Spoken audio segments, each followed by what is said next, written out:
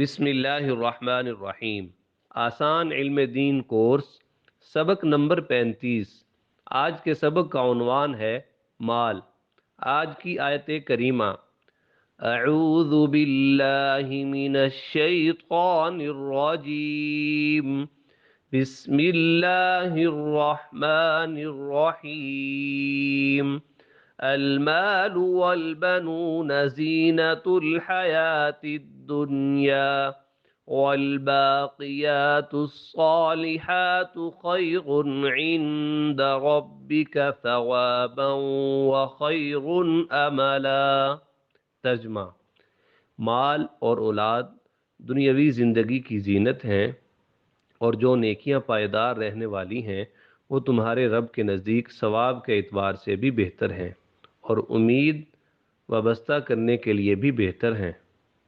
آج کی حدیث مبارک: رسول اللہ صلی اللہ علیہ وسلم کا مبارک ارشاد ہے: لا خیر فی من لا يحب هذا المال يصل به رحمه ويؤدي به امانته ويستغني به عن خلق ربه۔ ترجمہ: کوئی بھلائی نہیں اس شخص میں جو مال سے ان تین مقاصد کی خاطر محبت نہ کرے، یعنی مال سے محبت ہو تو یہ تین مقصد ہونے چاہیے۔ نمبر 1، اس مال کے ذریعے سے وسیلہ رحمی کرے گا۔ نمبر 2، اس مال کے ذریعے سے وہ امانت ادا کرے گا۔ نمبر 3، اس مال کے ذریعے سے وہ اپنے رب کی مخلوق سے مستغنی رہ سکے گا، یعنی محتاجگی سے بچے گا۔ آج کی مسنون دعا: رسول اللہ صلی اللہ علیہ وسلم مال اور رزق کی فراوانی کے لیے یوں دعا مانگا کرتے تھے: اللہم انی اسألک غنایا وغنا موالی یا موالیہ۔